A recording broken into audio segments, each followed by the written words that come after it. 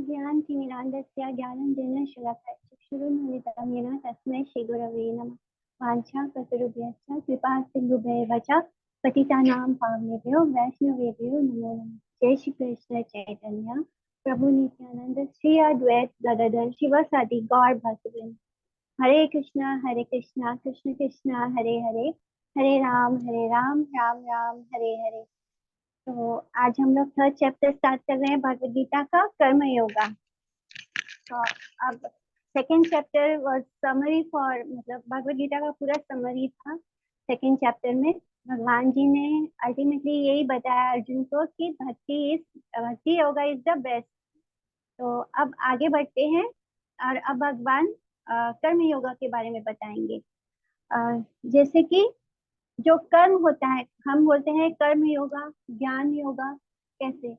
तो जो कर्म होता है और जो कर्म का मार्ग होता है और जो ज्ञान का मार्ग होता है, वो दोनों ही भक्ति, जब भक्ति के साथ जुड़ते हैं तभी वो योगा कहलाते हैं। लेकिन जो भक्ति होती है वो इंडिपेंडेंट होती है। भक्ति योगा जो होता है, जब हम कृष्ण की भक्ति करते हैं, प्रेम में ही सेवा करते हैं, तो वो जो भक्ति होती है वो इंडिपेंडेंट होती है। उसको ना कर्म की जरूरत होती है ना ज्ञान की जरूरत होती है। कर्म को कर्म योगा बनने के लिए भक्ति की जरूरत होती है, ज्ञान को ज्ञान योग बनने के लिए भक्ति की जरूरत होती है। तो भक्ति ने कर्म को, एक हाथ कर्म का पकड़ रखा है, एक हाथ ज्ञान का पकड़ रखा है, लेकिन भक्ति इज इंडिपेंडेंट। भक्ति योगा में व्यक्ति को ना कर्म की जरूरत है ना ज्ञान की जरूरत है, लेकिन कर्म योगा को कर्म योगा बनने के लिए भक्ति की जरूरत है, और ज्ञान योग को ज्ञान योगा बनने के लिए भक्ति की जरूरत है। तो हम आगे बढ़ते हैं। श्लोका नंबर 1 से हम आज की क्लास स्टार्ट करते हैं। अर्जुन उवाच ध्यायसि चेत् कर्मणस्ते मता बुद्धिर्जनार्दन तत्किं कर्मणि घोरे मां नियोजयसि केशव। तो अर्जुन बोल रहे हैं कि हे जनार्दन, जब आप ये बता रहे हो कि इंटेलिजेंस जो है, बुद्धि जो है, वो भक्ति से रिलेटेड होती है, और जो 3 मोड्स है मटेरियल नेचर के, रजोगुण, तमोगुण, सतोगुण, इनसे सुपीरियर होती है। इसका भक्ति में जो हम करते हैं वो इन 3 गुणों से सुपीरियर होता है। तो जो भक्ति योगा, जो इंटेलिजेंस हमें बता रहा है, मतलब हमारी जो बुद्धि है वो कर्म से ऊपर है। तो आप मुझे इस युद्ध में क्यों इन्वॉल्व करना चाहते हैं? मैंने मैं आराम से भक्ति कर सकता हूँ, तो मुझे इस भयानक युद्ध में आप मुझे क्यों इन्वॉल्व करना चाहते हैं? तो अर्जुन जो है वो भक्त है और वो अभी भी युद्ध करने के लिए मानसिक रूप से प्रिपेयर नहीं है, वो अभी भी युद्ध नहीं करना चाहता। तो अर्जुन जो है वो कृष्ण को बोल रहा है कि केशव, जनार्दन। तो यहाँ पे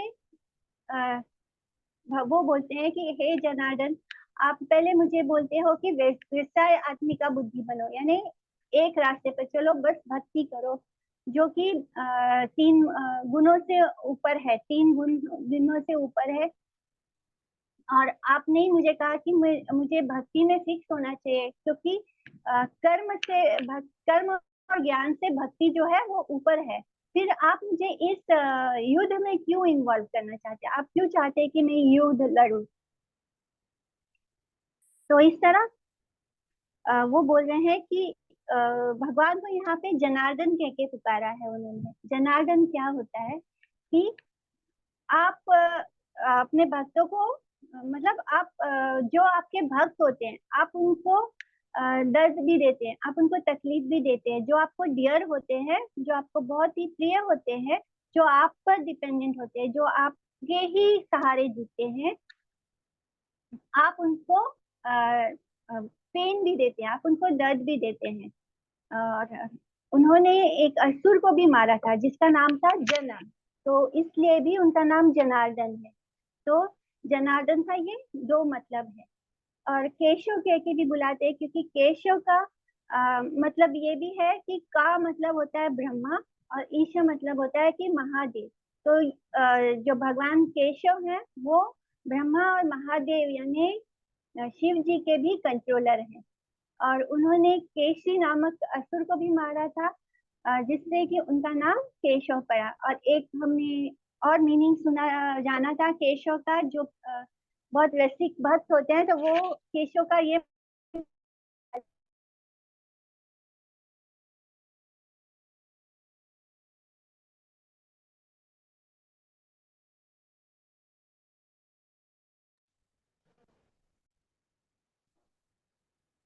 हम आगे बढ़ते हैं कॉल।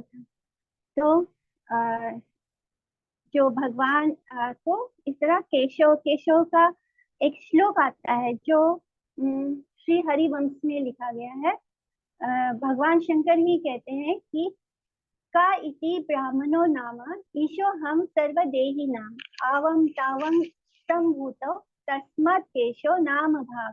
यानी का इस ब्रह्मा, का मतलब होता है ब्रह्मा, और ईशा मतलब शंकर, और जो the controller of all living entities यानी शंकर ईशा, और जो इन दोनों को कंट्रोल करता है वो होता है केशव माने कृष्ण। श्लोका नंबर 2। व्यामिश्रेण वाक्येन बुद्धि मोहाय सीवमे तदेकं वद निश्चित्य येन श्रेयो हम आपनुयाम। तो अब अर्जुन बोल रहे हैं कि मेरा जो बुद्धि है वो आप आप आप जो स्टेटमेंट दे रहे हैं, एक तरफ तो आप बोल रहे हैं कि भक्ति श्रेष्ठ है और हमें वैसा आत्मिका यानी एक ही भक्ति मार्ग पर हमें चलना है, और दूसरी तरफ आप मुझे युद्ध भी करने के लिए बोल रहे हैं। तो मुझे आपका जो स्टेटमेंट ऐसे दिखाई दे रहा है वो मुझे कंफ्यूज कर रहा है। मैंने वो भगवान को गलत नहीं बोल रहे हैं। अर्जुन ये नहीं बोल रहा है कि कृष्ण गलत है। अर्जुन ये बोल रहा है कि जो आपके स्टेटमेंट है वो ऐसा दिखाई दे रहा है कि आप मुझे दो रास्ते दिखा रहे हैं, आप मुझे कंफ्यूज कर रहे हैं। तो अर्जुन जो है वो इनफैक्ट कौन है, वो भगवान का महाभक्त है और वो भगवान की एकांतिक भक्ति करना चाहता है, यानी 1.8, और किसी तरफ वो डाइवर्ट भी नहीं होना चाहता है। और भगवान ने उसको ये भी बोला कि निश्चय गुण भवो अर्जुन, यानी तीनों गुणों से ऊपर उठो, ताकि तुम गुणातीत यानी मेरी भक्ति करो, तीन गुणों से के अधीन मत बनो, तीनों गुणों से ऊपर उठकर मेरी भक्ति करो। तो इस तरह भगवान ने अर्जुन को एकांतिक भक्ति का मार्ग बताया, यानी जो महाभागवत होते हैं वो एकांतिक भक्ति के मार्ग पर चलते हैं। लेकिन हम भक्ति यहाँ पे अर्जुन जो है वो थोड़ा कंफ्यूज हो गया है। जो वो सोचता है कि कर्म, मुझे भगवान जी खुद बोल रहे, कृष्ण खुद बोल रहे हैं कि मुझे तीन गुणों से ऊपर उठना है, निर्गुण भक्ति करनी है। और एक तरफ वो ज्ञान मार्ग भी सामने दिखाई दे रहा है, दूसरा तरफ कर्म मार्ग दिखाई दे रहा है, और तीसरी तरफ भक्ति है। तो वो समझ नहीं पा रहा है कि मुझे करना क्या है। बट एक्चुअली में ये क्या है, भगवत गीता हमें कर्म योग अलग नहीं है, ज्ञान योग अलग नहीं है। हर भगवत गीता जो है, भगवत गीता का गोल ही है क्या है, भगवान के लिए प्रेममयी भक्ति। भगवत गीता हमें हर इंसान का अधिकार सिमिलर नहीं होता है। कुछ लोग कार्मिक कर्म करते हैं, वो उनके मटेरियल डिजायर्स एंड नहीं होते, उनके अंदर इच्छाएं खत्म नहीं हुई है, तो उनका लेवल अलग होता है। कुछ लोग ज्ञान मार्ग पे होते हैं जो आत्मा और शरीर का भेद जानते हैं, यानी सांख्य योगा की तरह वो भेद कर पाते हैं। वो ज्ञान मार्ग में होते हैं, जिससे कि वो देख पाते हैं कि आत्मा और शरीर अलग है। इसी तरह हम जो भक्ति में होते हैं वो अलग लेवल पे होते हैं, लेकिन लक्ष्य क्या है, कृष्ण को प्राप्त करना है। तो हम अलग, हमारा अधिकार अलग अलग क्षेत्र है, अधिकार अलग अलग है। जैसे कुछ लोग अगर नीचे लेवल पे हैं तो उनके कर्म योग का रास्ता है, जो उससे कर्म योग करके जो निष्काम कर्म करके तो प्योर हो जाता है जिनका हार्ट, फिर वो ज्ञान मार्ग पे आते हैं। और ज्ञान मार्ग में आने के बाद जब वो अच्छी तरह भगवान के और अपने रिलेशनशिप को समझने लगते हैं तब वो भक्ति के मार्ग पे आते हैं, यानी प्योर भक्ति के मार्ग पे आ जाते हैं। तो ये जो भगवान जी अलग अलग चैप्टर्स में बताते हैं, पहले बोलते हैं कि हमें कर्म योगा करना है, फिर बोलते हैं कि ज्ञान योगा करना है। तो ये क्या है, भगवान हमें धीरे धीरे करके स्टेप बाय स्टेप हमें ऊपर लेकर जा रहे हैं। कुछ व्यक्ति ऐसे होते हैं कि जो जिनके अंदर के डिजायर्स, मटेरियल डिजायर्स पूरी तरह कंप्लीटली खत्म नहीं हो पाते, तब उन्हें कर्म योगा का मार्ग दिखाया जाता है कि तुम अब जो कर्म कर रहे हो वो कर्म करते हुए भी भक्ति कर सकते हो। यानी स्टेप बाय स्टेप हम रेस होते हैं और भक्ति के मार्ग पर चलते हैं। तो इसी तरह जब हम किसी अभक्त को, जो भक्त नहीं होते, जो हम अगर जब हम मटेरियल वर्ल्ड में जाते हैं, क्योंकि हाँ, बहुत लोगों ने इस बात को ही इम्पोर्टेंस दिया है कि जो भगवत गीता है वो हमें कर्म योगी बनाना सिखाता है। तो वो लोग कर्म योगी को क्या समझते हैं कि कोई भी कर्म करो, माने हम जो मटेरियल वर्ल्ड के जो काम करते हैं वही काम को वो लोग करते हैं और बोलते हैं कि हम कर्म योगी है, क्योंकि भगवत गीता में कृष्ण ने हमें कर्म करने के लिए बोला है। और भगवत गीता में कृष्ण ने कर्म करने के लिए बोला है, लेकिन कौन सा कर्म करने के लिए बोला है? भक्ति का कर्म करने के लिए बोला है। लेकिन जो जनरल पब्लिक है वो अपने डेली रूटीन वर्क को ही बोलते हैं कि कर्म ही पूजा है। तो भगवान ने क्या बोला है उसको डिस्टॉर्ट करके बहुत फेमस कर दिया गया है, जिससे कि जब हम बोलते हैं कि भगवान हमें भक्ति करने के लिए बोलते हैं, चाहे हम कर्म मार्ग से जाए चाहे हम ज्ञान मार्ग से जाए, अल्टीमेटली भगवान हमें, हमारा गोल क्या है? हमारा गोल कृष्ण की भक्ति करना है, उनसे प्रेम करना है। तो इस बात को जनरल पब्लिक नहीं समझती। वो लोग क्योंकि इसी चीज को बहुत फेमस कर दिया गया है कर्म योगा के, कर्म किए जा, तो बस उसी चीज को लोग समझते हैं। तो एक्चुअली में ये सारे एक ही रास्ते पे लेके जा रहे हैं, गोल हमारा कृष्ण तक ही पहुंचना है, लेकिन हर व्यक्ति का अधिकार अलग अलग होता है। हर व्यक्ति डायरेक्टली भक्ति में नहीं जुड़ सकता। हर किसी के एक ही पल में, एक ही क्षण में, हर किसी के हृदय में भगवान के लिए प्रेम नहीं जाग सकता, क्योंकि हम लोग का जो हृदय है वो अभी बहुत गंदा है, बहुत मलिन है। We have gone through 84 lakhs, जो स्पीसीज से हम लोग गुजर के निकले हैं, उसके बाद हम लोग का एकदम ही हार्ट क्लीन और प्योर हो, ये इम्पॉसिबल है। भक्ति मार्ग में चलते चलते चलते चलते शुक्र की कथा करके, वैष्णव जनों का संग करके धीरे धीरे हम प्योर होते हैं, और तब जाके गुरु और भगवान की कृपा से हमें भक्ति मिलती है, प्रेम मिलता है कृष्ण का। तो इसी तरह अर्जुन जो है वो भगवान, क्योंकि वो भगवान का भक्त है, तो वो इंटेलिजेंट भी बहुत है और वो शुद्ध भक्त है भगवान का। तो यहाँ पे वो हमारे ही क्वेश्चंस को आंसर कर रहा है कि जो हम जैसे लोग जो होंगे, जिनके पास अभी कुछ समझ नहीं है, हम भक्ति में नहीं है, तो हम कैसे इस भगवान जो बता रहे हैं उसको कैसे समझेंगे। तो इसीलिए अर्जुन हमारी तरफ से ही भगवान से क्वेश्चंस भी कर रहा है, और वो भगवान को ब्लेम भी नहीं कर रहा है कि आप मुझे कंफ्यूज कर रहे हैं। वो कह रहे हैं कि आपके क्वेश्चंस ऐसे दिखाई दे रहे हैं कि वो कंफ्यूजन हो रहा है। जैसे कि कपिल मुनि ने जब देवहूति माता को निर्गुण भक्ति के बारे में इंस्ट्रक्ट किया था, तब उन्होंने क्या बोला था कि जैसे गंगा जो है वो नेचुरली कहाँ फ्लो होती है? सागर की तरह। उसी तरह हमारी जो आत्मा है उसको, वो कहाँ फ्लो होगी? वो भगवान कृष्ण की तरफ, उनके पास टाइम भगवान के बारे में, जब हम उनकी लीलाओं के बारे में सुनते हैं, उनके गुणों के बारे में सुनते हैं, तब हमारा मन शुद्ध होकर हमारे अंदर निर्गुण भक्ति जागती है, निर्गुण भक्ति योग। तो निर्गुण भक्ति यानी अन्य अभिलाषा शून्य होना, यानी निर्गुण भक्ति जो प्योर भक्ति होती है। मैंने बोला था लास्ट लेक्चर में कि जो निष्काम योग है वो गौण भक्ति है, यानी वो भक्ति तो है लेकिन वो गौण है। तो प्योर भक्ति क्या है? प्योर भक्ति वो है जिसमें और कोई अभिलाषा ना हो।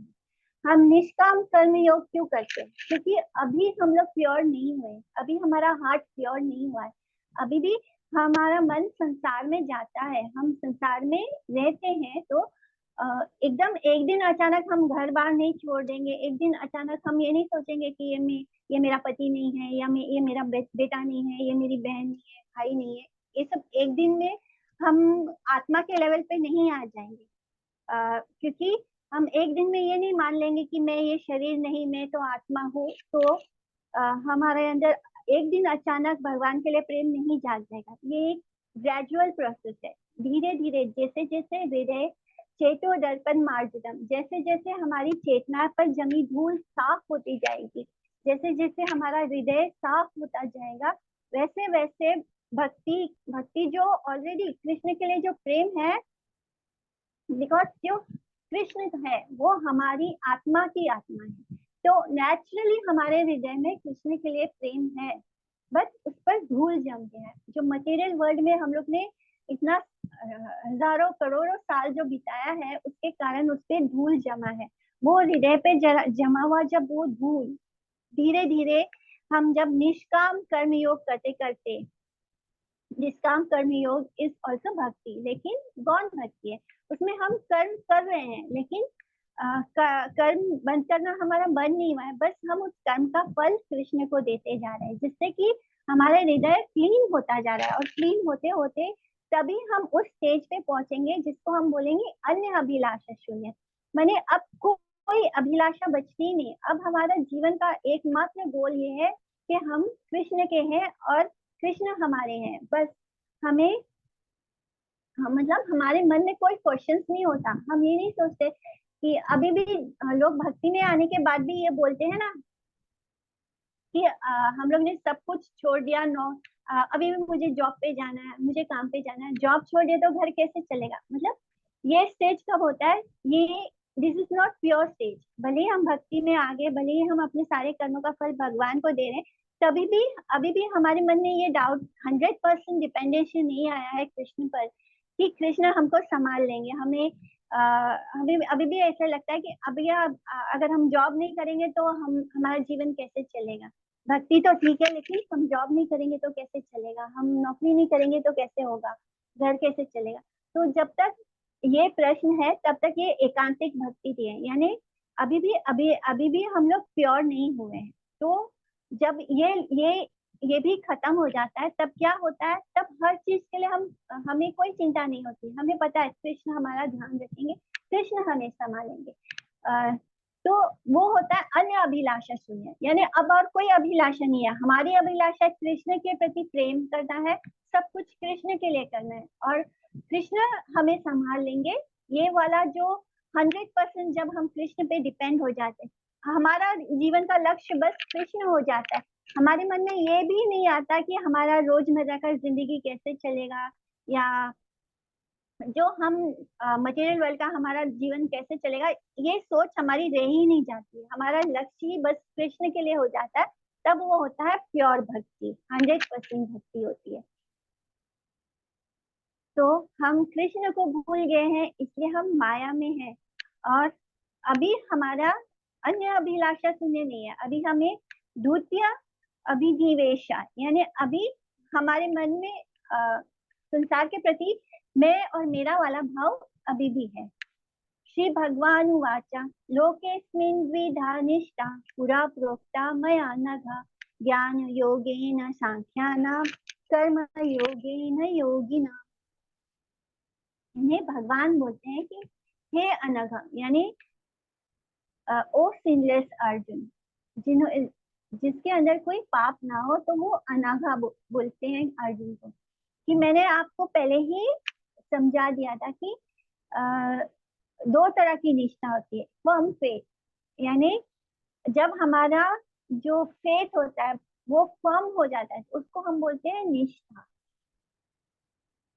तो बताते हैं कि जो दूसरे प्रोसेसेस हैं, कर्म योगा, सांख्यवादी ज्ञानी, यानी जो ज्ञानी व्यक्ति होते हैं वो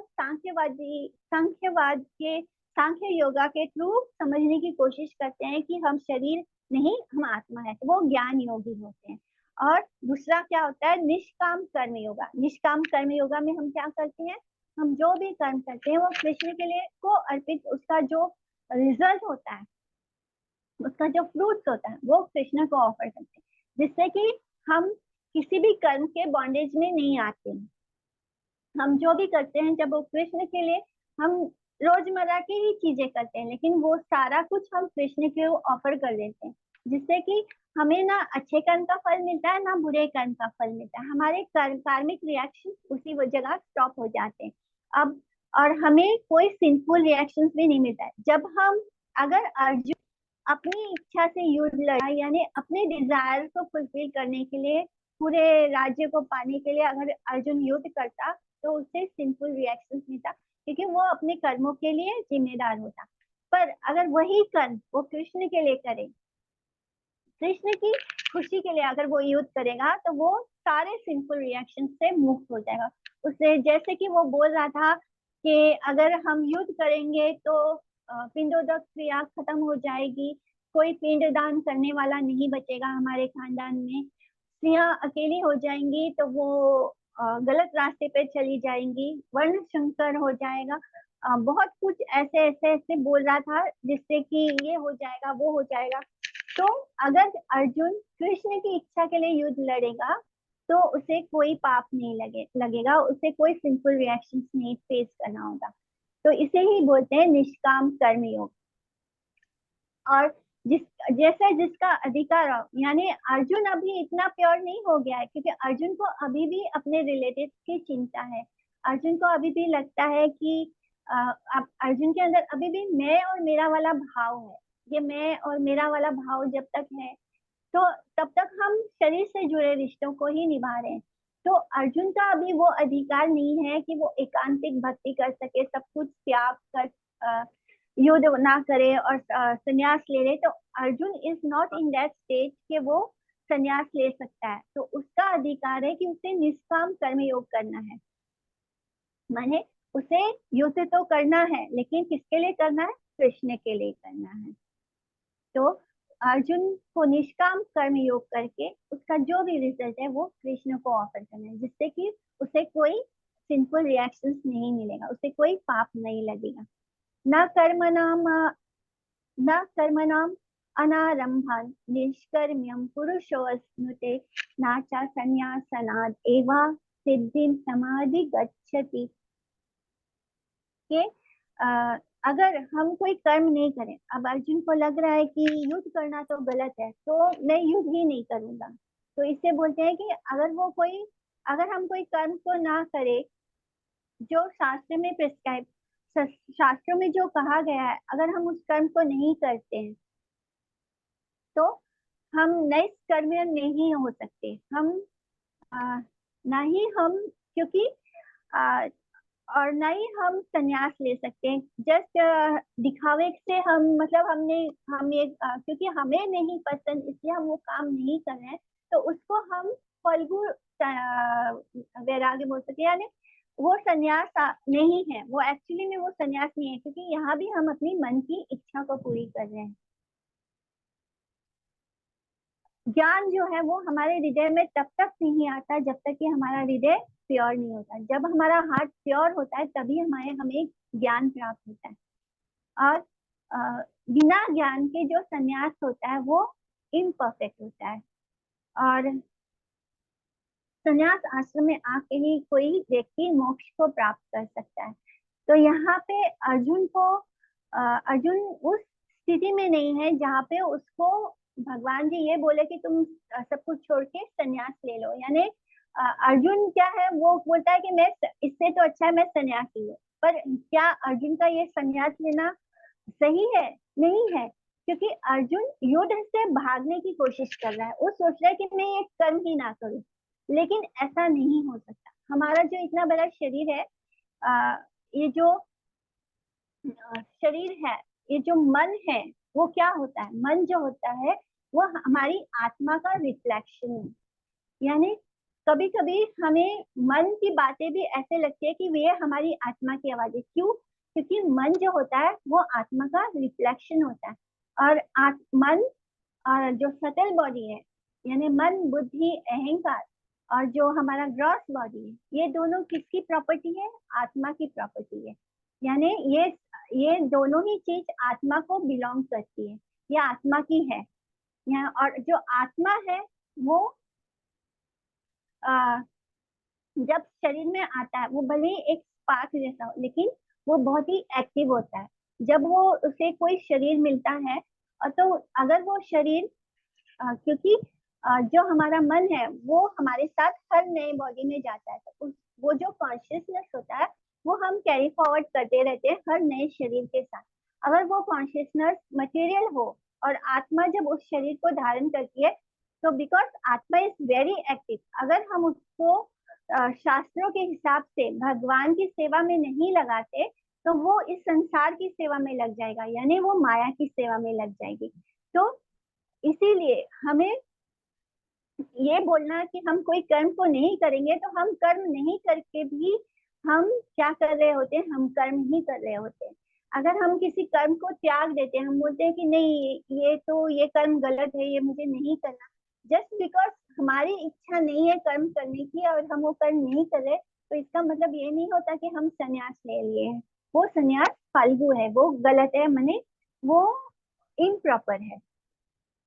इसलिए हम कर्म नहीं कर रहे होते तब भी वो कर्म ही होता है। जैसे हम सो रहे हैं तो भी हम कर्म कर रहे हैं, हम जाग रहे हैं तो भी हम कर्म कर रहे हैं, हम किसी काम को नहीं कर रहे हैं तब भी हम कर्म कर रहे हैं।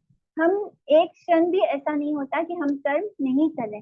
कर्म नहीं करने का सिर्फ एक ही तरीका है कि जब हम सोए भी कृष्ण के लिए इसलिए सोते हैं क्योंकि हमारा शरीर हेल्दी रहे और आगे हम कृष्ण की और अच्छे से सेवा कर पाए। हम जब हर कर्म का फल कृष्ण को देना, कृष्ण को अर्पित करना शुरू कर देते हैं, तब एक्चुअली में हमारा कर्म स्टॉप होता है, तब हम कार्मिक रिएक्शन से बच जाते हैं। लेकिन जैसे कि अर्जुन एक क्षत्रिय है, अगर वो त्याग दे, वो बोले कि नहीं मुझे युद्ध नहीं करना, तो बिकॉज वो क्षत्रिय है और वो अपना कर्म त्याग रहा है, वो शास्त्र के अगेंस्ट जा रहा है, तो उसको पाप लगेगा, उसको पाप चढ़ेगा ही। तो अगर हम अपना कर्म नहीं, हम किसी इसमें है, हम वर्ण आश्रम में हैं और हम उस कम कर्म को नहीं करते हैं, तो हम उसको सिंपल रिएक्शन भोगेंगे। हम इस सिंपल रिएक्शन से तभी मुक्त हो सकते हैं जब हम निष्काम कर्म योगा करते हैं। ना ही कश्चित क्षणमापि जातु तिष्ठत्य कर्मकृत् कार्यते या वशा कर्म सर्व प्रकृतिर जय गुणे। कृष्ण बोल रहे हैं कि बिना कर्म किए कोई एक मोमेंट भी एग्जिस्ट नहीं कर सकता। एक क्षण भी ऐसा नहीं होता है कि हम बिना कर्म किए एग्जिस्ट करें हो। हर कोई थ्री मोस्ट, यानी जो तीन गुण है उसके अधीन होने के कारण हम हर समय हर पल किसी ना किसी कर्म में एंगेज होते हैं, बिकॉज हम लोग बंधे हुए हैं, माया से बंधे हुए हैं, अभी हम मुक्त नहीं हुए हैं। जब तक कि हम कृष्ण के लिए नहीं जीते, कृष्ण के लिए कर्म नहीं करते, तब तक हम तीन गुणों के अधीन होते हैं। इसलिए हमारा कर्म करना या कर्म नहीं करना वो सब तीन गुणों के अधीन होता है। और ये तीन गुण हमें हमसे, हम भले हम कोई एक्शन नहीं कर रहे हैं, ऐसे बोल रहे हैं, लेकिन वो भी हमारा एक्शन होता है। जो संन्यास है यहाँ पे बोला गया है कि जो अपने आप दोज हु हैव एक्सेप्टेड संन्यास, यानी अगर उनका हृदय अभी भी इम्प्योर है, अभी भी वो ऊपर से तो वो हमने संन्यास ले लिया, हमने बोल दिया कि हम सन्यासी बन गए, जैसे कि अर्जुन बोल रहा था कि मुझे सब कुछ छोड़ के संन्यास ले लेना है। तो अर्जुन जब ऐसे बोल रहा था तब उसके मन में अपने शरीर से जुड़े हर रिश्ते के लिए मोह था। तो जब हम ऐसा संन्यास लेते हैं, ये संन्यास लेने के बाद भी हमारा हृदय जो है वो इम्प्योर है, हमारे मन में इस संसार की चीजें हैं, उनके प्रति आकर्षण है, डिजायर्स है, तो ये जो संन्यास होता है ये इम्प्रॉपर है। इसको शास्त्र में नहीं दिया गया है कि ऐसा संन्यास गलत होता है। इससे अच्छा वो व्यक्ति होता है जो ऊपर से तो हम संन्यास ले लेते हैं, लेकिन हमारा मन कहाँ ड्वेल कर रहा होता है, मटेरियल चीजों पे, सेल्फ ग्रेटिफिकेशन पे। और लेकिन वो व्यक्ति ज्यादा अच्छा है जो वर्ण आश्रम में रहकर, जो जानता है कि मैं तो इम्प्योर हूँ, मैं तो परफेक्ट नहीं हूँ, और जो अपना डेली रूटीन है, जो अपना वर्ण आश्रम में उसका जो प्रिस्क्राइब ड्यूटी है वो उसको अच्छे से कर रहा होता है। जैसे अगर कोई शूद्र है तो वो सड़क में सफाई कर्मचारी हो तो वो काम कर रहा है अपना, उसको पता है वो उस काम को अच्छे से कर रहा है, तो वो व्यक्ति ज्यादा सही है बजाय उस व्यक्ति के जो सब कुछ छोड़ के संन्यास ले लेता है लेकिन फिर भी उसका मन शुद्ध नहीं है। वो स्वीपर जो है उसका मन ज्यादा शुद्ध है, क्योंकि वो जानता है कि मैं तो इम्प्योर हूँ, और वो अपने काम को 100% कर रहा है, क्योंकि वो जिस आश्रम में है उस आश्रम में रहकर उस काम को 100% कर रहा है। लेकिन एक व्यक्ति जो मन से इम्प्योर है और फिर भी संन्यास आश्रम में है तो वो गलत है।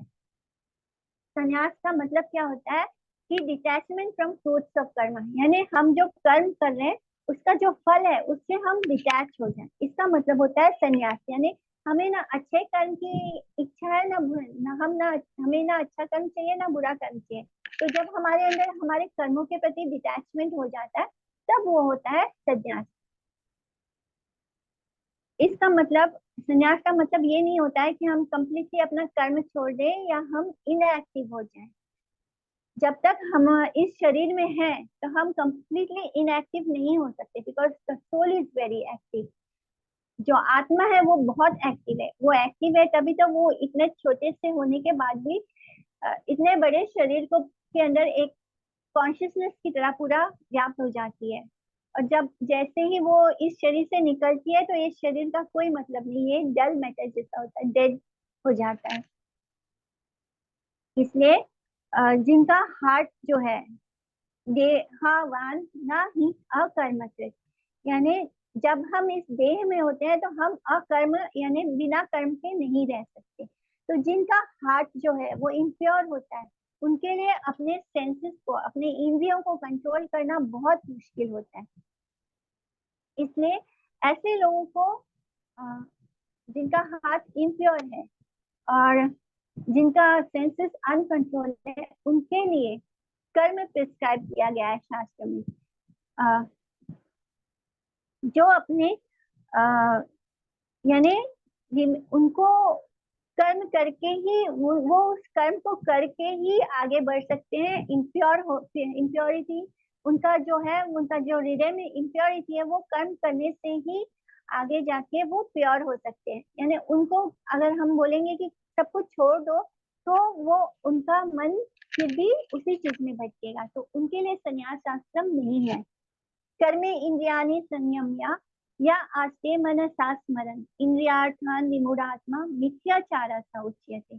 यानी जो अपने सेंसेस को फोर्स करता है मेडिटेशन करने में या सेंस, लेकिन उसका मन क्या है, सेंस ऑब्जेक्ट पे रहता है। यानी वो दिखा रहा है कि मैं मेडिटेशन कर रहा हूँ, मैंने सब कुछ त्याग दिया, मैंने संसार को त्याग दिया है, लेकिन उसका मन कहाँ ड्वेल कर रहा है, उसका मन जो है वो सेंस ऑब्जेक्ट पे है। यानी वो उसका मन मन तो संसार में ही लगा है, लेकिन ऊपर से वो सन्यासी को की तरह सब कुछ त्याग दिया है, ऐसे कर रहा है। स्वम पदार्थ विवेकाया संन्यास सर्व कर्मणाम श्रुतिहा विहितो यस्मात् तत्यागी पतितो भवेत्। यानी वैदिक इंजंक्शन क्या बोलते हैं, धर्म शास्त्र क्या बोलते हैं,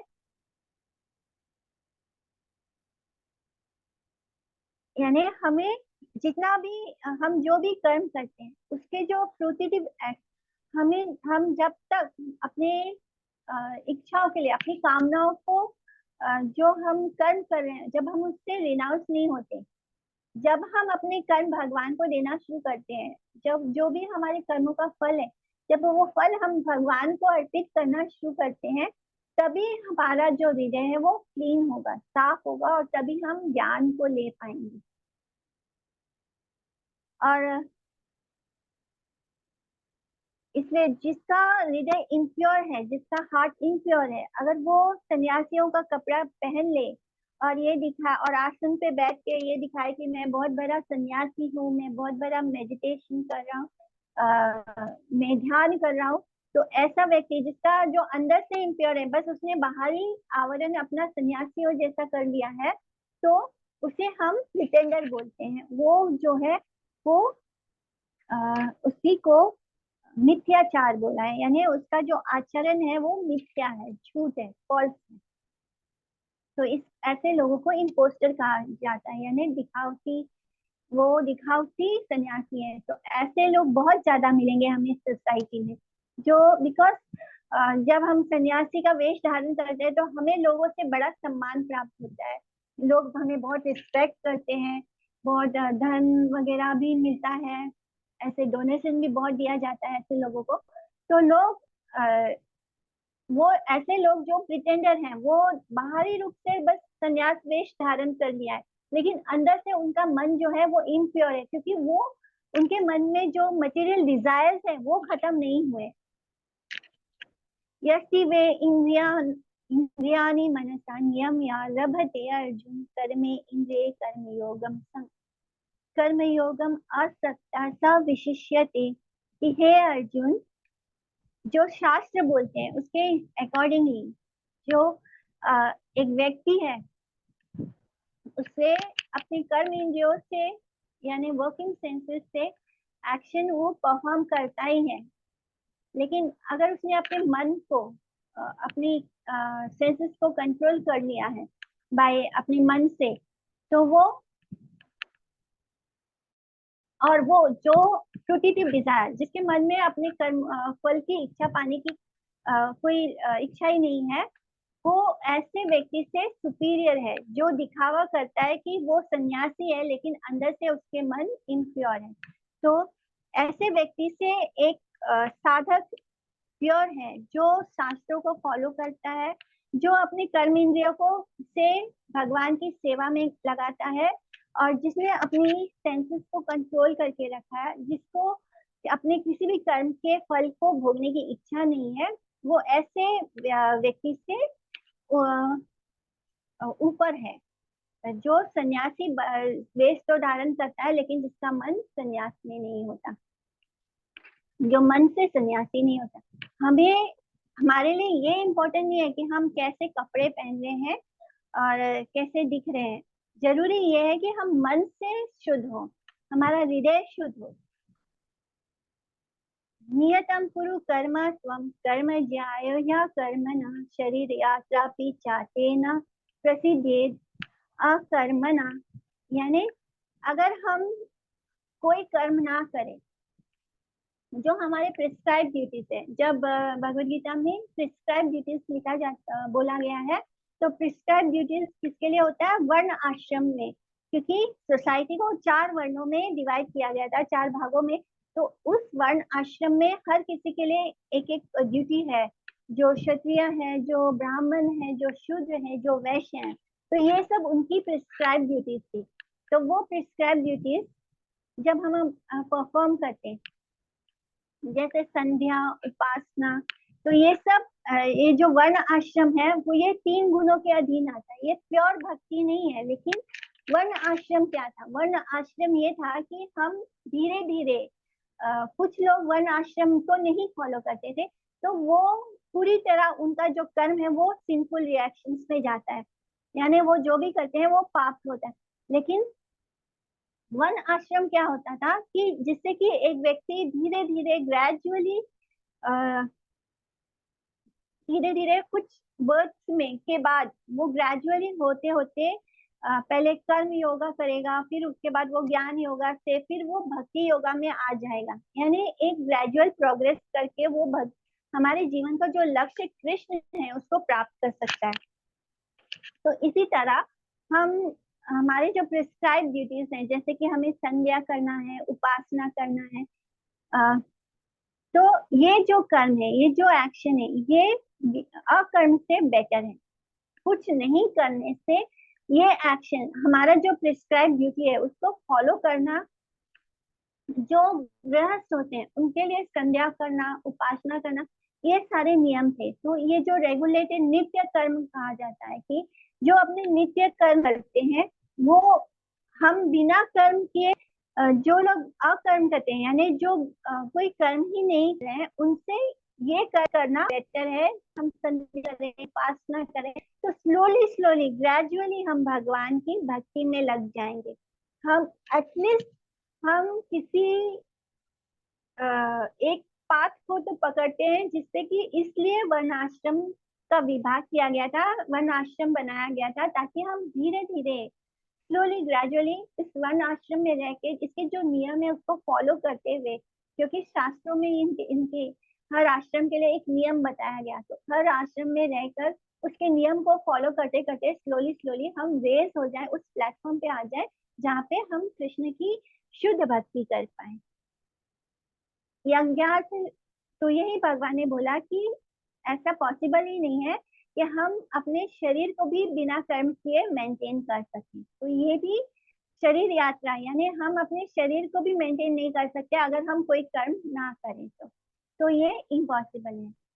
यज्ञार्थ कर्मणो अन्यत्र लोकोऽयं कर्म बंधना तदर्थम कर्म कौन्तेय मुक्त संगा समाचरा। यानी कि हे कौन्तेय, ये जितने भी कर्म है, निष्काम कर्म जो अदर देन निष्काम कर्म जो कृष्ण को ऑफर करते हैं। निष्काम कर्म का मतलब हमारा सब कर्म जो है उसका जो फल है वो हम कृष्ण को ऑफर करते हैं, जिससे कि हम कर्म के बंधन से मुक्त हो जाते हैं, हम कार्मिक रिएक्शन से मुक्त हो जाते हैं। उसके बाद हमें ना अच्छे कर्म का फल, बिकॉज हम खुद स्वयं, हम जब कृष्ण को सारे कर्म ऑफर करने लग जाते हैं तो हमें ना अच्छे कर्म की इच्छा, फल की इच्छा होती है, ना बुरे कर्मों के फल की इच्छा होती है। इसलिए हम हमारे मन में उस एक्शन के, उस कर्म का फल भोगने की इच्छा खत्म हो जाती है। बिकॉज हम जो जो भी कर्म किए कर रहे हैं, हम भले ही रोजमर्रा के कर्म कर रहे हैं, बिकॉज ये निष्काम कर्म योग है, तो हम रोज के ही काम कर रहे हैं, हम खाना भी बना रहे हैं, हम कपड़े भी, हमें नए नए कपड़ों पहनने का शौक है, हम वो भी पहन रहे हैं, लेकिन हम सब कुछ भगवान जी को ऑफर करते हैं और फिर लेते हैं, तो वो निष्काम कर्म योग हो गया। यानी हम सब कुछ कृष्ण के लिए कर रहे हैं, जिससे कि हमारे मन में इच्छाएं खत्म होती जा रही है। हमारे मन में कोई डिजायर नहीं है कि हमें इसका अच्छा या बुरा फल की, हमारे मन में हमें, हम जो कर्म कर रहे हैं उसके बदले में कुछ पाने की इच्छा नहीं कर रहे हैं, फ्रूट्स ऑफ एक्शन पाने की इच्छा नहीं कर रहे हैं। हम जो भी परफॉर्म कर रहे हैं वो कृष्ण को सेटिस्फाई करने के लिए कर रहे हैं। तो ऐसा करते हैं, जब हम धीरे धीरे इस स्टेज पे आते हैं, निष्काम कर्म योग के स्टेज पे आते हैं और सब कुछ सारे कर्म कृष्ण को ऑफर करना शुरू करते हैं, तो हम अपने कर्मों के बॉन्डेज से मुक्त हो जाते हैं।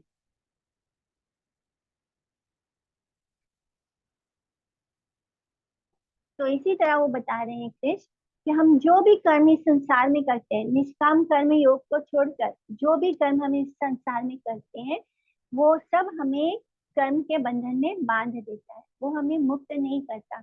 वो हमें चाहे हम ये बोल दें कि हमें ये कर्म नहीं करना, तब भी हम कर्म में बंध जाएंगे। हर चीज, हर हर पल, हर क्षण कुछ ना कुछ कर्म हमारा बन रहा होता है, जब तक कि हम निष्काम कर्म योग में नहीं आते।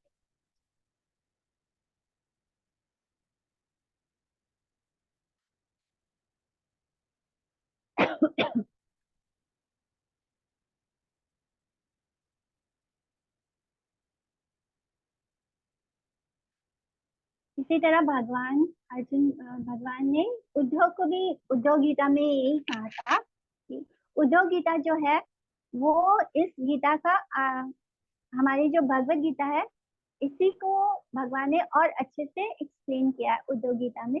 इसका ही आगे का पार्ट इसको समझ सकते हैं। तो स्वधर्मस्तु यजन यज्ञ अनाशिकाम उद्धव न याति स्वर्ग नरको यदि अन्या न समाचरे अस्मिन् लोके वर्तमाना स्वधर्मस्तु न अंगला शुचि ज्ञानम विशुद्धम आपनोति मद भक्ति या यद्विषया।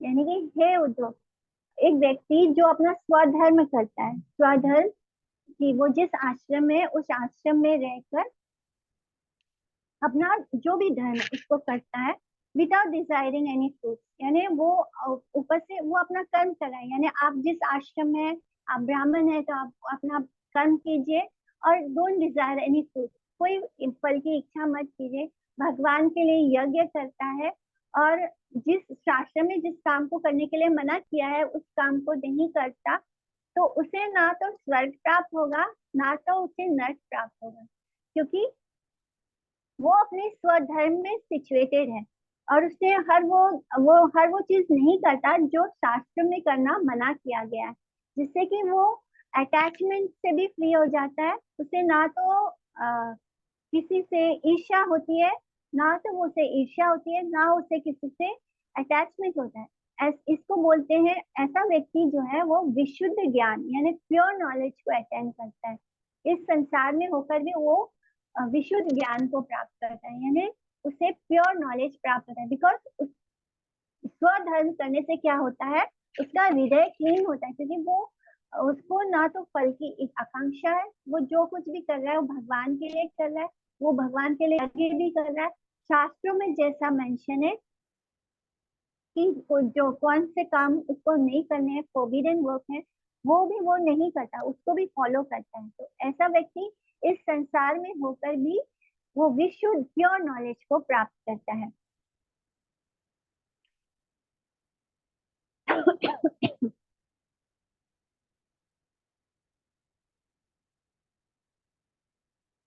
तो जो, हाँ, जो ये जानता है कि भगवान क्या बोलते हैं भागवतम में, कि जो ये जानता है कि जितने भी फल है, हमारे कर्मों के जितने भी फल है, उसका इंजॉयर कौन है, वो भगवान कृष्ण है। और हमें वो सारे कर्म भगवान को ऑफर करने चाहिए। तो उसको एक्सपर्ट परफॉर्मर ऑफ एक्शन बोला गया है, यानी वो व्यक्ति अपने कर्म को बहुत ही एक्सपर्टली कर रहा है, क्योंकि वो जानता है कि उसे सब कुछ भगवान को अर्पित करना है। और जो अपने सारा समय क्या किसमें लगाता है, भगवान की कथा सुनने में, भगवान के पास्टेम्स को सुनने में, उनको बोलने में, और जिससे कि वो व्यक्ति कभी भी भगवान कार्मिक रिएक्शन में बंधा नहीं है। उसे ना तो अच्छे कर्मों का फल भोगना है, ना तो उसे बुरे कर्मों का फल भोगना है, ना उसे स्वर्ग प्राप्त होगा, ना उसे नरक प्राप्त होगा। चाहे हमें स्वर्ग प्राप्त हो, चाहे हमें नरक प्राप्त हो, तभी हमें बॉन्डेज होता है, क्योंकि हमें बार बार जन्म और मृत्यु के चक्र से मुक्ति नहीं मिलती, चाहे हम स्वर्ग में चले जाए, चाहे हम नरक में चले जाए। तो जब हम कृष्ण के लिए कर्म करते हैं, जब हमारे मन में उस कर्म को के फल को भोगने की इच्छा समाप्त हो जाती है, और हम हमारा समय भगवान के पास टाइम्स को सुनने में, उनके दर्शन करने में, उनके बारे में बोलने में लगाते हैं, तो चाहे हम हाउस होल्डर लाइफ में क्यों ना हो, चाहे हम गृहस्थ जीवन में क्यों ना हो, तब भी हम अ, अपने कर्मों से मुक्त हो जाते हैं। जरूरी नहीं है कि हमें गृहस्थ आश्रम को छोड़ देना है और हमें सन्यासी बन जाना है तभी हम भक्ति कर पाएंगे। भक्ति के लिए ऐसा कोई नियम नहीं है। भक्ति तो हम जहाँ है, जिस आश्रम में है, जिस स्टेज में है, वहां रहकर कर सकते हैं। अगर हमारी इच्छा गृहस्थ आश्रम में नहीं जाने की है और ऐसे भक्ति करने की, तब हम जरूर ऐसे ही भी भक्ति कर सकते हैं। अगर हम गृहस्थ आश्रम में है, तो हम गृहस्थ आश्रम में रहकर भी प्योर भक्ति कर सकते हैं। कोई जरूरी नहीं है कि हमें घर परिवार छोड़ देना है। हम जहाँ हैं वहां रहकर भक्ति कर सकते हैं और बहुत अच्छे से कर सकते हैं। तो ये ऐसा कोई नियम नहीं है कि हम सबको संन्यास ले लेना है। स यज्ञ प्रज्ञा सृष्ट्वा पुरोवाच प्रजापति अनेन प्रसविष्याध्वम् ऐसा वो स्व इष्ट कामधुक्।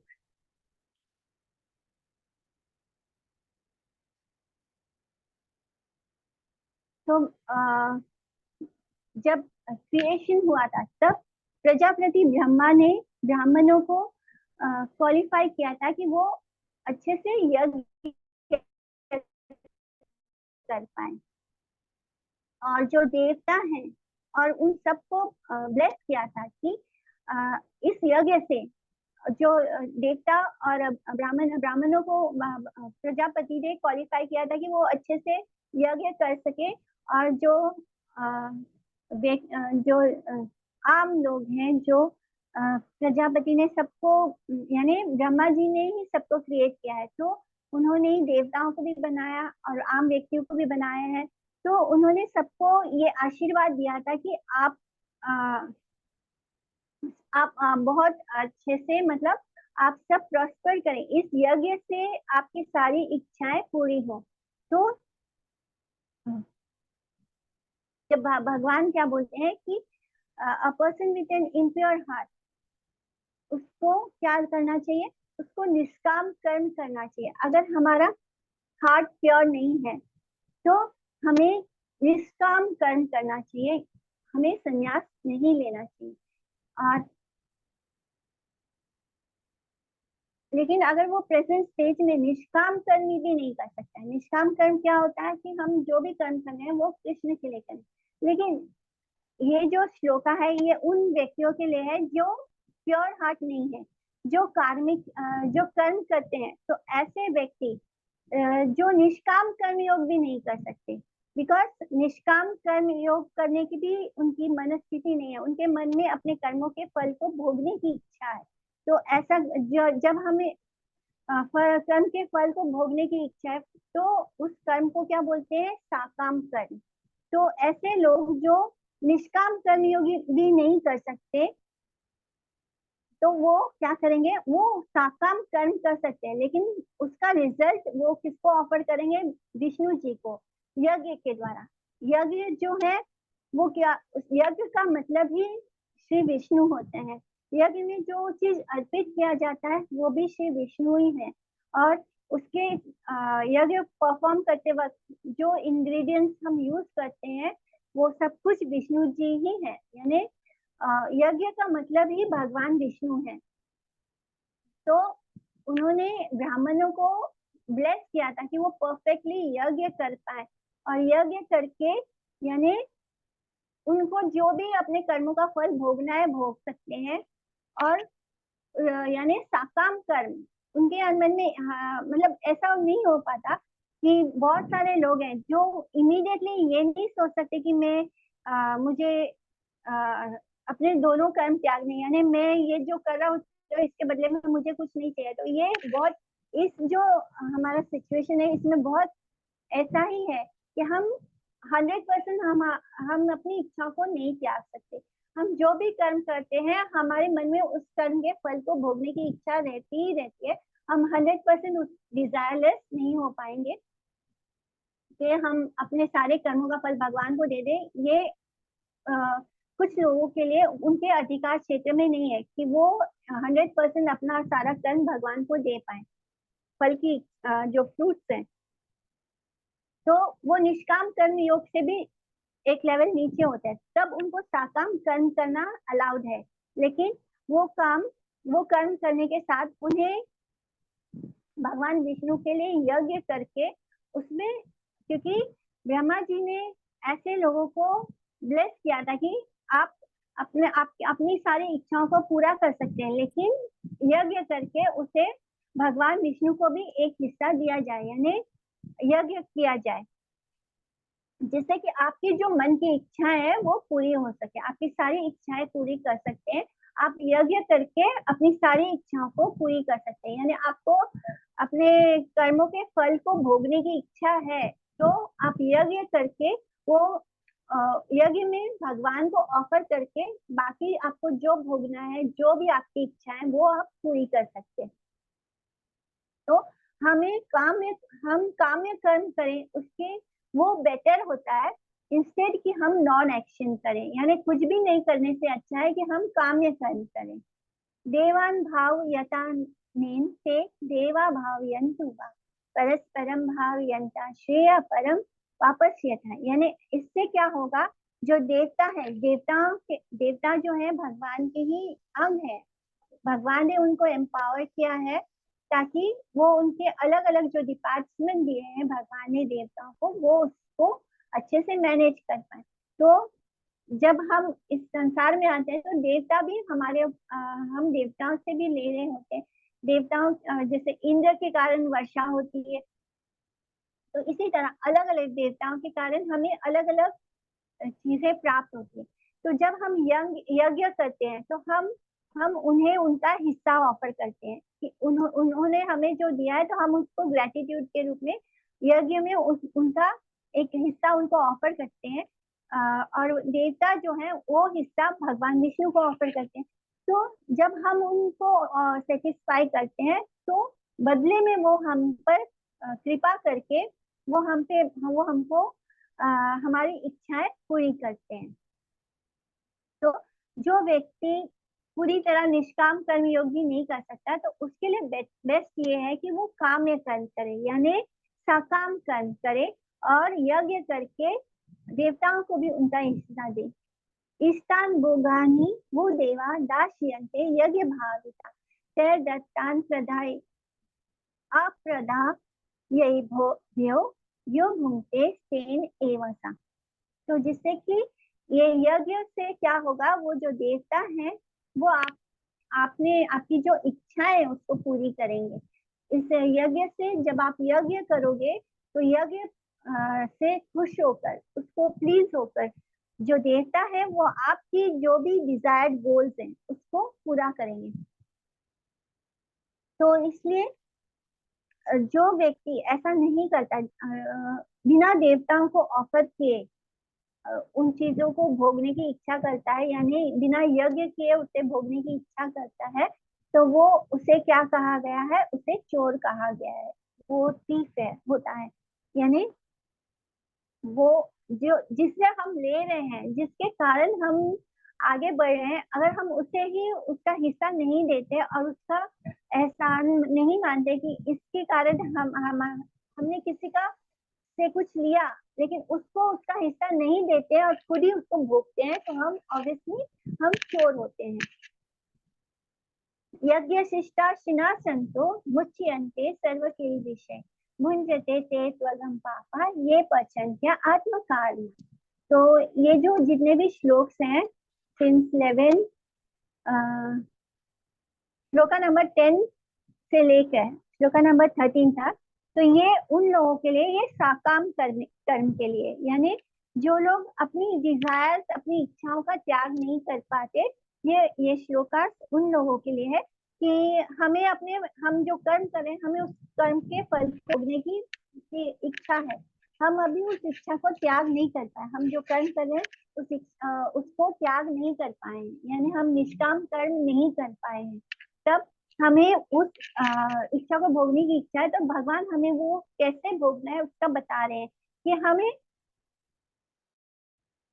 हम जिनसे ले रहे हैं, हम देवताओं से जो ले रहे हैं, उन्हें उनका हिस्सा देकर जब हम करते हैं, तो वो देवता हमसे प्रसन्न होकर हम पर आशीर्वाद करते हैं और हम हमारी जो भी इच्छाएं उसे पूरी करते हैं। तो यज्ञ शिष्टा शिना संतो, संत यानी सेंटली पर्सन, सेंट। तो जब जो सेंटली पर्सन है, जो संत है, वो यज्ञ का जो रेमिनेंट, यज्ञ का जो प्रसाद है वो एक्सेप्ट करते हैं, तो उससे क्या होता है, हम जो पाप है उससे मुक्त हो जाते हैं। लेकिन जो व्यक्ति सिर्फ अपने स्वाद के लिए भोजन बनाता है, वो क्या होता है, वो एक्चुअली में वो पाप खा रहा होता है। यानी वो देवताओं को नहीं देता, वो ग्रेन जो उसके खेत में अनाज उगते हैं, जैसे पुराने जमाने में जो फार्मर्स थे, तो अगर वो अपने लिए बनाते हैं, अपने लिए खाते हैं, अभी भी अगर हम जो खा रहे हैं, हम जो खाना बनाते हैं वो सिर्फ अपने लिए बनाते हैं और अपना पा लेते हैं, तो वो हम क्या खा रहे हैं, हम पाप खा रहे हैं, वी आर ईटिंग सिन। हम सेंटली पर्सन, यानी हम वैष्णव जनों को नहीं देते, हम भगवान को नहीं ऑफर करते, तो हम जब प्रसाद नहीं पाते, तब हम एक्चुअली में हम पाप पाते हैं। वायलेंस इज कॉज्ड अननोइंगली, यानी जब हम कुकिंग करते हैं, तो कुकिंग करते वक्त 5 स्थान ऐसे होते हैं रसोई में जहाँ पे हम बिना किसी के हत्या के भोजन नहीं बना सकते। वो होता है, वो 5 स्थान होते हैं। एक तो होता है चूल्हा होता है जहाँ पे खाना बनता है, तो जो अग्नि होती है, अग्नि में भी बहुत सारे जीव जंतु होते हैं जो उसमें जलकर मर जाते हैं। दूसरा होता है पेस्टल और मोटर, यानी पेस्टल वो जो कूटने का होता है, मसाला कूटने का भी होता है, ग्राइंडिंग होता है, तो वहां भी कूटने का जो पेस्टल होता है, जब उसको कूटने वाले पॉट को जो जमीन पर रखा होता है, कूटते समय बहुत सारे जीवों की हत्या होती है। दूसरा होता है बड़ा वाला जिसमें मसाला कूटते हैं या पीसते हैं, मसाला पीसने की चक्की होती है, ग्राइंडिंग मशीन होता है, तो वो वहां भी बहुत सारे जीवों की हत्या होती है। अननोइंगली, हम ना चाहे तब भी वो हत्या होगी। इसी तरह जो पानी का घड़ा होता है, पानी का घड़ा जो होता है उसमें, क्योंकि वो हर समय पानी से भीगा होता है, तो बाहर की तरफ उसमें काई भी पकड़ता है और बहुत सारे जर्म्स भी उसके अंदर आते हैं, यानी पीछे गीला रहने से वहां पे जर्म्स भी आते हैं और उसको जब हम क्लीन करते हैं तो वो जर्म्स भी मरते हैं, तो हम वो हत्या भी करते हैं, यानी वहां भी जीव हत्या होती है।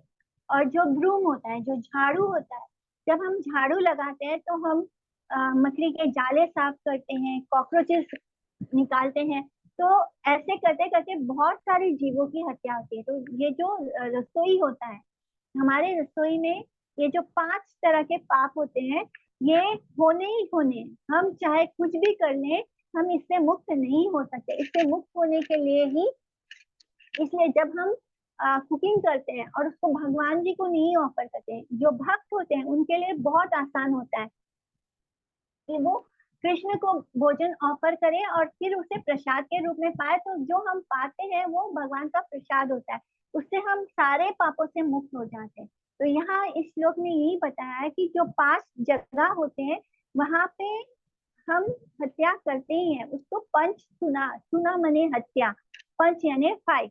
तो 5 ऐसे स्थान है जहाँ पे हत्या होती है। तो इस हत्या से बचने का एक ही उपाय है कि हमें हमें अगर पाप नहीं खाना है तो हमें वो भोजन सबसे पहले भगवान और उनके भक्त, सेंटली पर्सन, उनको ऑफर करना चाहिए भगवान। इसलिए जब अ, हम जो गौड़िया परंपरा में है, हम कैसे भगवान को भोजन ऑफर करते हैं, हम अपने गुरुदेव को ऑफर करते हैं, यानी गुरुदेव फिर अपने गुरुदेव को ऑफर करते हैं। ऐसे करते करते करते वो भगवान कृष्ण तक पहुंचता है और फिर कृष्ण का वो प्रसाद सारे गुरु परंपरा से होके हमें प्राप्त होता है। यानी एक तरह से हम महाप्रसाद ही पाते हैं, बिकॉज हम अपने गुरुदेव के थ्रू प्रसाद ऑफर कर रहे हैं। जब जब कोई भोजन भगवान पाते हैं, कृष्ण पाते हैं, तब वो प्रसाद होता है। लेकिन वही प्रसाद जब भगवान के भक्त पाते हैं, तब वो क्या होता है, वो महाप्रसाद हो जाता है। तो इस तरह हम जो पाते हैं, हम जो गौड़ीय परंपरा, हम भगवान को जिस तरह भोजन ऑफर करते हैं, तो हम जो पाते हैं वो भगवान का महाप्रसाद हो जाता है, बिकॉज हम अपने गुरुजन, अपने वैष्णव जनों के थ्रू उसको पाते हैं। तो ये सबसे बेस्ट तरीका है कि हम अपने कुकिंग के दौरान जो पाप होता है, जो हम पाप खाते हैं, उससे मुक्त होने का ये सबसे बेस्ट तरीका है, भगवान का प्रसाद पाना। तो आज का क्लास हम यहाँ पे स्टॉप करेंगे, पॉज करेंगे। We did till shloka number 30। तो किसी को कोई डाउट है तो पूछ सकते हैं। हरे कृष्णा। हरे कृष्णा दी, मेरे तो 3 डाउट्स हैं, तो मैं अभी पूछ हाँ लेती हूँ, जी, मैं भूल पूछो। जाऊंगी नहीं तो। पहली चीज दीदी, ये जो प्याज लहसुन है, ये तमोगुणी तो है, तो ये नॉनवेज में ही काउंट होता है? हाँ, इसका तो मैंने बोला था ना कि प्याज और लहसुन का जन्म कैसे हुआ था, वो तो नॉनवेज से ही हम्म हुआ था ना, तो नॉनवेज में ही काउंट होगा ना। तो इसलिए हम्म बिकॉज वो राहु, जो असुर है, असुर की हम्म गर्दन भगवान ने मोहिनी अवतार में काट दी थी, तो जिससे कि हम्म उसकी जो हड्डी हड्डी गिरी थी, तो उससे लहसुन हुआ था, और उसका जो रक्त गिरा था उससे प्याज का जन्म हुआ था। बिकॉज ये आसुरिक गुण है इसके अंदर। आसुरिक गुण होने के कारण अगर हम इसको, भले ही ये जमीन से पौधे के रूप में हो रहा है, लेकिन बिकॉज ये आया, उसका जो गुण है वो आसुरिक होने के कारण जब हम उसको पाते हैं तो हमारा मन जो है वो विचलित होता है, हम कॉन्सेंट्रेट नहीं कर पाते, और हमारे अंदर एग्रेशन ज्यादा आता है, जिससे कि हम भगवान की भक्ति मार्ग को में जब चलते हुए हम लोगों से, एग्रेशन आने से क्या होता है, हम एनवियस होते हैं, हमें लोगों से जलन होती है, ईर्ष्या होती है। तो ये सारे भाव, ये सारे गुण जो हैं वो असुरिक हैं। इन गुणों के साथ हम भक्ति मार्ग में आगे नहीं बढ़ सकते, इसलिए हमें इसको नहीं पाना है। इवन हमें मसूर दाल भी नहीं पाना है, मसूर हरे दाल कृष्णा भी। दीदी, दंडवत प्रणाम। मुझे भी इसी का ये हाँ प्रश्न था दीदी, कि दीदी जैसे हमने हाँ सुना हाँ है कि ये जो मसूर का दाल हाँ, है, बोलो। ये भी असुर का रक्त है, असुर का रक्त सुना है जैसे। जी दीदी। नहीं नहीं, ये क्या था, ये एक स्टोरी है कि गौ माता है, गौ माता का और एक ब्राह्मण का स्टोरी जी था। तो उसका ब्राह्मण ने जो है, जी मुझे ठीक से अभी ये कथा याद नहीं है, लेकिन मुझे इतना पता है जी दीदी। कि ये गौ माता के रक्त से हुआ है। जो जी मसूर दाल है वो जी गौ जी माता के रक्त से हुआ है, इसलिए जी मसूर दाल को मांस के कैटेगरी में रखते हैं, और हम उससे नहीं पाते मसूर जी दाल, दीदी। बिकॉज उसका गौ माता के रक्त से उसका जन्म हुआ है, तो ऑब्वियसली वो गो हत्या जिससे हो गया है, तो हम जी मसूर दाल भी नहीं खाते हैं, मांस भक्षण जैसे हो जाता है, और उसका जी गुण भी वैसा ही है।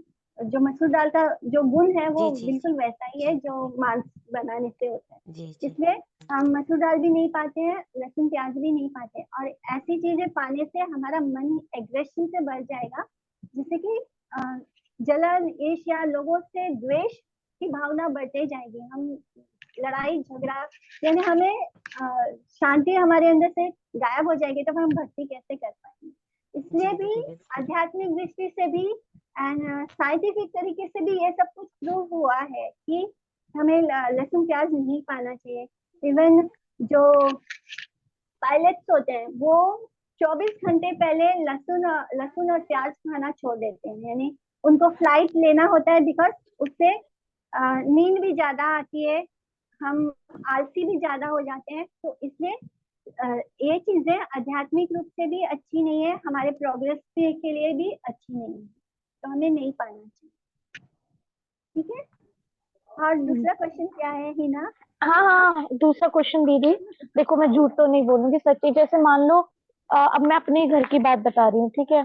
कृष्णा के कुछ कुछ बर्तन हैं अलग, लेकिन मोस्टली बर्तन अब सिस्टर वगैरह तो जैसे मैगी वैगी बनाते हैं घर में, अब उसमें रहता है ऑनियन गार्लिक मैगी पाउडर में ना। तो कुछ कुछ बर्तन हैं जो बड़े बड़े हैं जिनमें खाना बनता है, तो वो उसमें अब क्या होता है कि कभी कभी क्या होता है, जैसे कृष्णा के बर्तन में ज्यादा नहीं है मेरे पास, थोड़े से ही है, इतना मेरे पास होता भी नहीं है, तो मैं नहीं ले पाती। तो अब जैसे उसमें हम खाना बना के भगवान ऑफर्ड एक्सेप्ट करेंगे, जैसे में जिसमें मैगी वैगी बन चुका हो। बस ये क्वेश्चन था थोड़ा, है ना। क्योंकि एक तरीके से अगर प्याज लहसुन तमोगुण में आता है, नॉनवेज है, तो अशुद्ध हाँ, बर्तन हो गया। तो शुद्ध ये है कि हम वही पाए जो भगवान पाते हैं, तो हमें अलग से दो बर्तन की जरूरत नहीं पड़ेगी ना। तो बेस्ट नहीं, थिंग ये सिस्टर है, वगैरह घर। हम लोग क्या करते हैं, हम भगवान के लिए तो बोल देते हैं कि हमने भगवान के लिए बिना प्याज लहसुन वाला बनाया है, लेकिन हम लोग के घर भी हाँ। सब खाते हैं, तो हम अपने लिए प्याज लहसुन वाला बना रहे हैं, भगवान के लिए बिना प्याज लहसुन। तो एक्चुअली में ये जो नियम है ना बिना प्याज लहसुन का, भगवान जी क्या है, भगवान जब वो क्या बोलते हैं, एनिहिलेशन करते हैं, डिस्ट्रॉय करते हैं, जब पूरे संसार को खत्म करते हैं, तब तो भगवान के अंदर ही सब चला जाता है ना।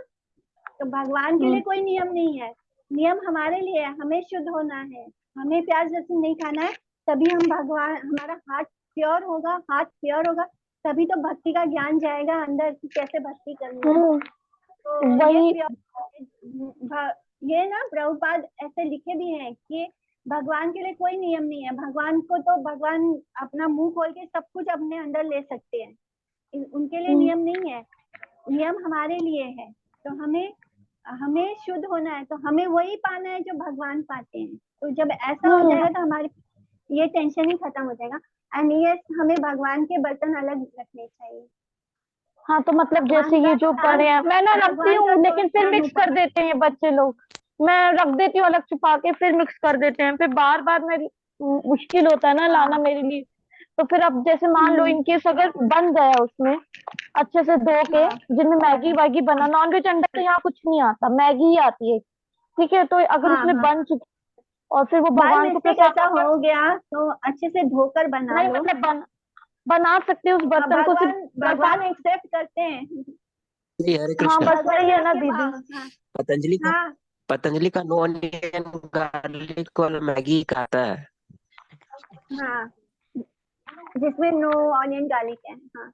हाँ, अरे प्रभु, पतंजलि का एक पता है क्या आता है। होता है, जो लोग टेस्ट के शौकीन होते हैं ना वो पतंजलि ना खाएंगे। बड़ी दुखी हो गई मैं तो ला ला के रखी हूँ, तो हरी वो भी बोल हरी बोल। हरे कृष्णा। बस ये मैगी से दुखी हूँ मैं, बस और कुछ नहीं। हरे कृष्णा। हाँ, हरे कृष्णा, बोलिए। एक क्वेश्चन है, जैसे हाँ आपने बोलिए। बताया श्लोक का नंबर 10 to 13 में अपन ने यज्ञ की महत्ता को बताया कि हमारी डिजायर को जैसे हम नहीं त्याग पाते तो यज्ञ के द्वारा हम सकाम कर्म हाँ, कर सकते हैं।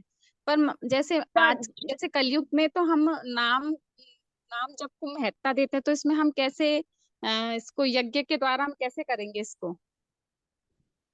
नाम जप को ही भी यज्ञ कहा गया है, ये जो हम नाम जप करते हैं ना, ये यज्ञ ही है। तो ये जो हम अभी कर्म योगा का चैप्टर पढ़ रहे हैं, तो इसमें भगवान हर लेवल, हर सेक्शन, यानी जिसका जो अधिकार है उसके हिसाब से अकॉर्डिंगली वो कैसे भक्ति मार्ग में कैसे किसी को हम ला सकते हैं। तो कुछ लोग ऐसे होते हैं जिनकी इच्छाएं नहीं खत्म होती, वो निष्काम कर्मयोग नहीं कर पाते, यानी वो 100% भगवान के लिए कर्म नहीं कर पाते। उनको उनके मन में इच्छा रह जाती है कि उनके डिजायर्स रह जाते हैं कि हमें ये पाना है, या अच्छे कपड़े पहनने हैं, हमें अच्छा भोजन करना है, या मुझे डॉक्टर बनना है, इंजीनियर बनना है, मुझे बहुत पैसे कमाने हैं। जो मटेरियल इच्छाएं हैं वो नहीं समाप्त हुई है, वो भोगने की इच्छा अभी भी बाकी है। तो ऐसे लोगों को भी कैसे भक्ति मार्ग में लाया जाए, तो उनके लिए ये यज्ञ की तरह, यज्ञ मतलब आप यज्ञ कीजिए, उस यज्ञ में देवताओं का जो हिस्सा है वो ऑफर कीजिए, तो वो देवता आपको प्रसन्न होकर आपकी जो मटेरियल डिजायर्स है उसको पूरा करेंगे। तो ये उस सेक्शन के लोगों के लिए है। और जो हम नाम जप करते हैं, नाम जप को भी यज्ञ कहा गया है, बिकॉज इस कलयुग में ऐसे वाला यज्ञ पॉसिबल नहीं है जहाँ पे हमें शुद्ध घी भी प्राप्त हो सके या शुद्ध लकड़ियां प्राप्त हो। जो हवन सामग्री हम जिसको बोलते हैं, ऐसे महंगे महंगे शुद्ध चीजें प्राप्त करना इस कलयुग में इम्पॉसिबल है। और इतना घी तो इतना महंगा होता जा रहा है, तो हम कैसे इतना यज्ञ कर पाएंगे। तो जब ये चीज, इसलिए कलयुग में कहा गया है कि नाम संकीर्तन कीजिए, नाम संकीर्तन ही यज्ञ है कलयुग का। तो हम जब इसलिए हम भगवान को डायरेक्टली ऑफर कर लें फूड, जो भी हम भोजन बनाते हैं जब वो भगवान को ऑफर कर लेते हैं, तो ये भी यज्ञ है। यज्ञ का जो भोक्ता है वो कौन है? भगवान कृष्ण ही है। भले ही देवी देवताओं के थ्रू ऑफर होता है, लेकिन यज्ञ का मतलब ही कृष्ण होता है, भगवान विष्णु ही होते हैं। तो इस कलयुग में हमारे लिए सब कुछ बहुत आसान हो गया है। हमें भगवान को ऑफर करना है, तो वो ऑफर करने से ही हमारा भोजन शुद्ध हो जाता है। और बिकॉज हम भगवान को ऑफर कर रहे हैं, तो हमें ज्यादा यज्ञ करके उसको इतना हमें खर्चा भी नहीं करना पड़ेगा। हम बहुत सिंपल से, हम भगवान को भूल नहीं रहे हैं। जब उनको ऑफर कर रहे हैं तो हम भगवान के स्मरण के साथ उनको ऑफर करते हैं और उसको पा लेते हैं, तो हम पाप नहीं करते हैं। तो कलयुग में हर चीज बहुत आसान है, लेकिन उसे देखने वाला नजरिया नहीं है। फिर भी लोग भक्ति मार्ग में नहीं आना चाहते, कृष्ण की भक्ति नहीं करना चाहते, वो देवी देवता की भक्ति करना चाहते हैं, कृष्ण की नहीं करना चाहते। किसी को मुश्किल रास्ते पे चलने को बोला तो वो जल्दी चल जाएगा कि ये नियम फॉलो करके इतने हफ्ते इतना स्ट्रिक्ट व्रत कर लो, वो कर लेंगे। लेकिन बड़े आसानी से हम कृष्ण भक्ति नाम जप कर सकते हैं। हरे कृष्णा महामंत्र इतना आसान है, इतना आसान है, लेकिन फिर भी लोगों के पास जप करने का समय नहीं है। ये जप ही हमारा यज्ञ है, और इस यज्ञ के थ्रू हम कृष्ण को सेटिस्फाई करते हैं। जब हम ये समझ लेते हैं कि कृष्ण और कृष्ण का नाम दोनों में कोई अंतर नहीं है, जब हम हरे कृष्णा बोल रहे हैं तब हम क्या कर रहे हैं? हम कृष्ण भगवान की सेवा कर रहे हैं, हम उनकी नाम की सेवा कर रहे हैं। तो वो नाम की सेवा नहीं मात्र हो रही है, वो कृष्ण की साक्षात सेवा हो रही है। तो जब हम कृष्ण और कृष्ण के नाम में भेद करना छोड़ दें, तो यही हमारा यज्ञ है, यही हमारी सेवा है, यही हमारा प्रेम है। चैंटिंग ही हमारा प्रेम है कृष्ण के लिए। नितिशा जी? हाँ जी, समझ में आ गया माता जी। ठीक है, हाँ जी, हाँ जी। हरे कृष्णा। ओके, हरे कृष्ण। ठीक है, चलो और कोई क्वेश्चन है हिना?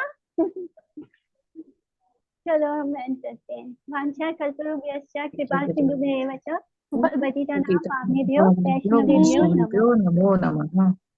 दंडवत प्रणाम सभी को। हरे हरे हरे कृष्णा। कृष्णा हरे दीदी, कृष्णा। दंडवत प्रणाम हरे सभी को। कृष्णा, राधे दंडवत राधे। प्रणाम। राधे राधे। राधे राधे, धन्यवाद, प्रणाम। चलो, हरे कृष्णा माता जी। हरे कृष्णा माता जी। हरे कृष्णा, नाइस दंडवत लेक्चर। प्रणाम। दंडवत प्रणाम। Thank you.